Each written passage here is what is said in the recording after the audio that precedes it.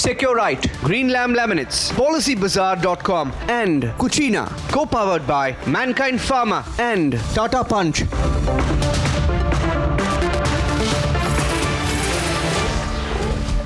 Welcome back, ladies and gentlemen, and now time for the nation's sharpest opinion. My hashtag says it all. I just want to expand on it a little bit. The hashtag is Hindu and Proud.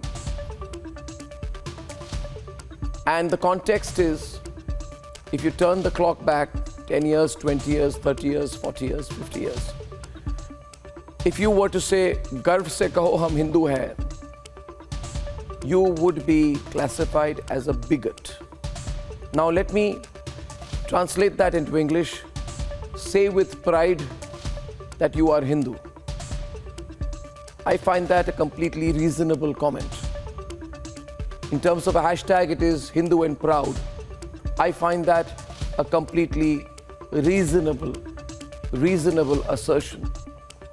If someone were to say Sikh and proud, Muslim and proud, it's perfectly all right. But if you say Christian and proud, it is a completely secular thing to do. But if you say Hindu and proud, you are called a bigot. And that is a simple point that I want to ask. Why? Why? Why can't you say Hindu and proud? Isn't it liberating to say, I am Hindu and proud, and I am Hindu, and I am a nationalist? Isn't it liberating to say that?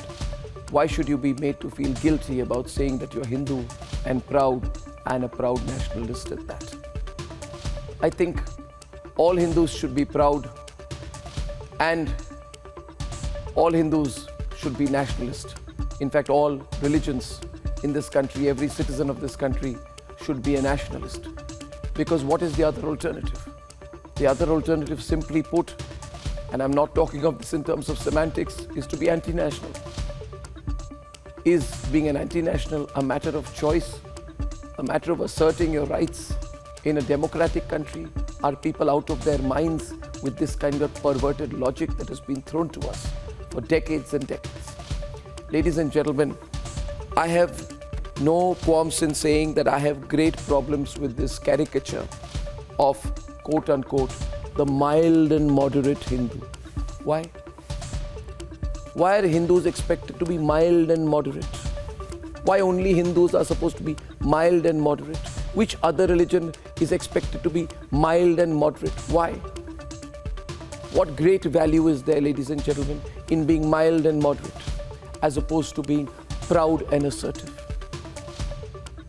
You see, viewers, for a very long time, Hindus have been the unsuspecting victims of this kind of caricaturing. It is conditioning that is put in.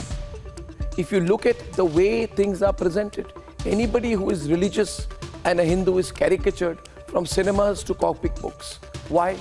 Is a similar caricaturing ever done with people from any other religion? Muslims or Sikhs or Christians? No.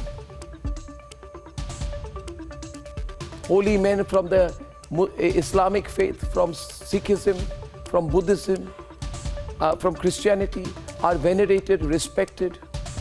But holy men from the Hindu religion are seen to be evil, wily, dangerous, selfish. Why? You see, viewers, all this is not accidental. It has been deliberately done to make Hindus self-conscious about their religious identity. Almost as if to tell Hindus that please keep your religion at home. Don't you dare bring it out into the open. You are a Hindu, we allow you to be a Hindu, that's enough. Don't display the fact that you are a Hindu. And if you display the fact that you are a Hindu, whether it is by wearing a tilak or wearing Rudraksh mala, you will be immediately classified to be somebody who is a bigot. But things are changing. This is no longer the way things are. Viewers, the only answer to this is nationalism. I am not talking about Hindu vote consolidation, but I want to share a bit of arithmetic with you. Who are the people who are attacking Hinduism today? The Congress, the DMK, the RJD. These are the principal parties, and there are others who are joining in. What is common to all these parties? Viewers, all these parties are global masters in caste politics. Their entire thought process, their politics, right down to the booth level, is based on caste politics. Why do they do caste politics? Because their whole idea is mathematical. In this country, to win an election, you need about 35% of the vote. For that, you need to get 70% of the minority vote and 25 to 30% of the Hindu vote, aggregating anywhere between 35 to 40% with which you can win an election. This was the very logic that was told to me once by a political strategist operating in Bengal, who said to me face to face in a confidential meeting, all that we need to do is get 70% of the Muslim vote and 30% of the Hindu vote, and we are through. And how do you get 30% of the Hindu vote? You get it by dividing the Hindu vote bank into different groups, caste, subcaste, SC, ST, OBC, MOBC, and that's how they come up with these formulations. Muslims plus backward caste kind of formulations, Muslim plus Yadav kind of formulations, all regressive thought, but this is what these people are used to. Now the SP, the RJD and the Congress and the DMK know no other kind of politics. These political parties are out of date in a country where the government is taking India to the moon, where ISRO is reaching the moon, where our economy is growing at 8%, where we are holding the G20, where infrastructure is growing, where the Aam Aadmi uses UPI, where the economy has been demonetized, and we are heading to be a superpower. We're heading to $10 to $15 trillion in terms of our GDP in the next 10 years. The problem with these leaders who get together in this I.N.D.I.A alliance is that they don't know any other kind of politics. This is the only language that they speak, 70% of this, 30% of that. This is my clear fact. And what is the answer to this? The answer to this, viewers, is in being assertive. And I'm not saying only this to Hindus, but I'm also saying this to Hindus. If you are Hindu, be proud of being a Hindu. A lot of things will be done by political parties in a pre-election year to divide you, to break you, to abuse you, to threaten you, to vilify you, and as is now happening, even threaten to eradicate you. The only question you need to ask these politicians is this: are you the only people who have done this?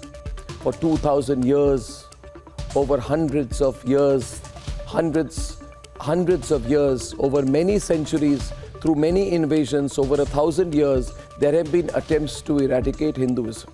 Everybody, ladies and gentlemen, has failed. Let's debate.